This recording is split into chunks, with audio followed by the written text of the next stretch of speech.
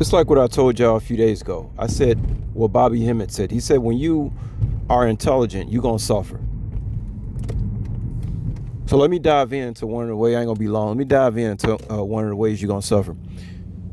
Guys, I knew since I was a teenager, basically, that people were thinking that my kindness was weakness. Guys, I'm at the point in my life, I just let people believe whatever the hell they want to believe. It's not my problem. Like, for real, it's not my problem how people think or how people perceive things. I really don't give a fuck how people perceive things, especially about me. I've never cared about how people perceive things about me. That's why I'm me. That's why I'm doing the things I'm doing. That's why I've done the things I've done. That's why I did damn near 1,000 people talking about my life on YouTube. I knew as a teenager how people think, man. And I remember one time I was talking to this one cousin, and she was sort of kind of asking me in a subtle way, like, how do you do the things you do? And I also remember this particular cousin asking me, why you? Now, this was before I actually knew anything about anything.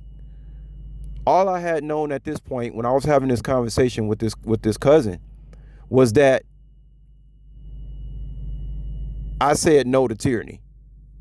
I stood up to something that I said I don't want to be. I stood up against the whole family. I stood up against the whole cult. You think I didn't know that there were people in my family who were jealous of me standing up to tyranny because they couldn't do it? You think I didn't? I knew that as a teenager. I'm talking about 15, 16 years old. I knew that I had to stand up against tyranny. All the other little intangibles, we call them intangibles, hey, how you doing? Remember, I barely spoke to my family. Any kind of talking that I did with these people after the age, I would say 19, I didn't really speak that much to my family. It's so crazy how people can gather up all this evidence about people that I really have not even been around like that for 20 plus years. How? That's the thing that's got me in my head. Y'all really want to know what got me in my head? How can there be so much dialogue about some people that I really haven't even had that much contact with after the age of 19 years old? You people understand there's a problem with that? There's a big problem with that.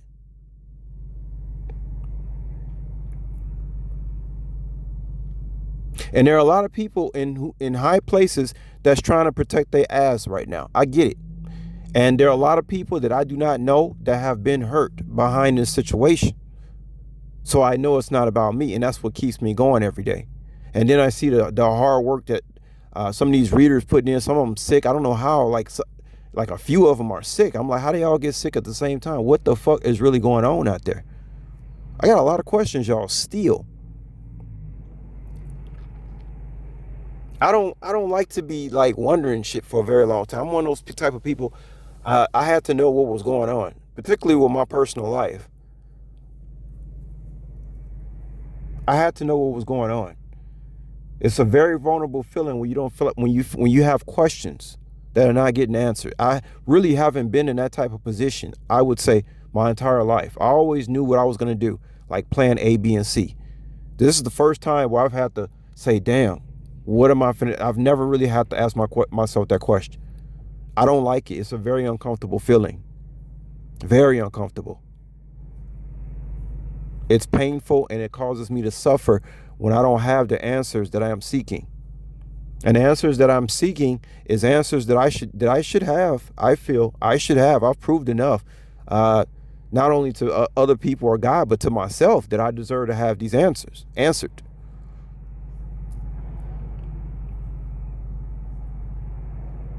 Because I'm gonna tell you this: money is not the answer to everything. It's not. So you feel like you're being gaslighted. You don't know who to trust. All these people, I don't know who these people are.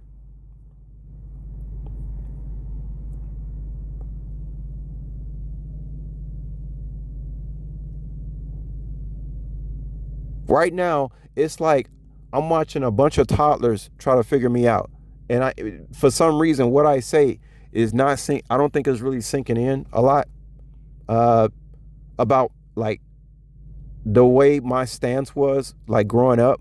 Like I never tolerated any bullshit from anybody, y'all. Why you think they came up against me like this in numbers like this? Because I never tolerated no mess.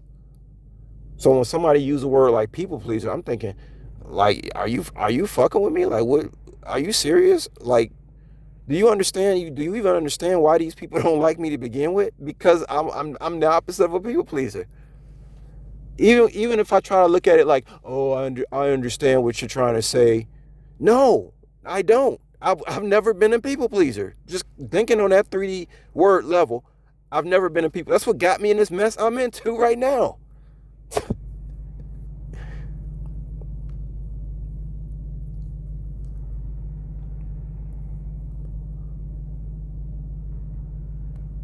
I'm the only man I know in my family. All these dudes in my family that call themselves men, I don't think so. They just males. I was the only one that stood up against tyranny. The only one.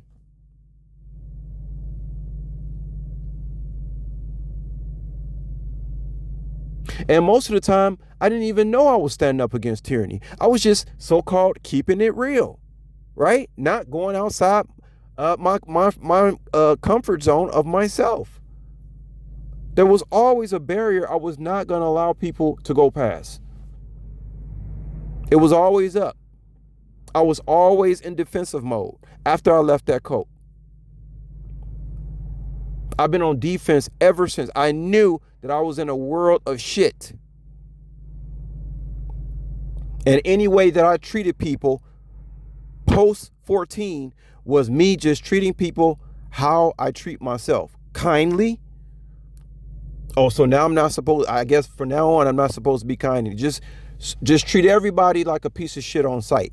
Because pretty much it seems like that's what the point I'm being pushed to. People keep coming up with these phrases that don't make no sense.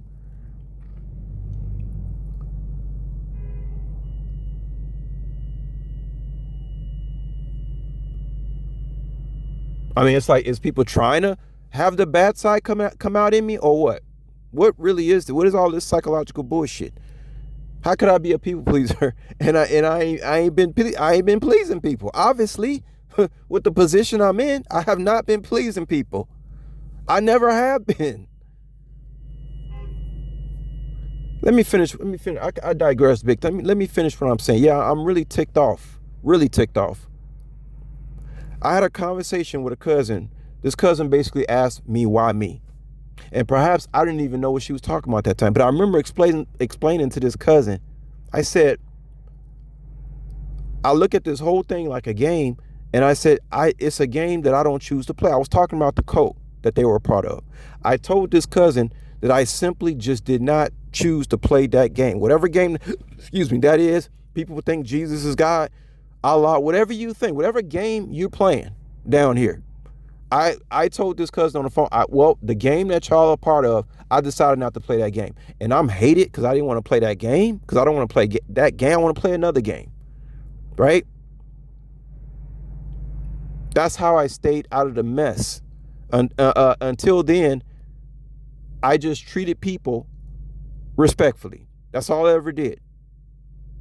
Because if I was to do anything else, it was going to be problem. Remember, these people were trying to start problems with me everywhere I went, and everything I did in my relationships and my friendships, they was trying to start problems. They wanted me in jail. They wanted me to snap. They wanted me to lose my freaking mind.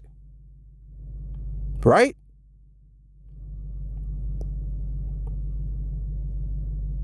If this is not pain and suffering, I don't know what is. To keep this shit prolonging and delayed like it is. And I ain't the only one in pain and suffering either. Like I said, it's not about me. But this is pain and suffering. Big time. And I don't have nothing else to prove to nobody about nothing. I did my fucking job.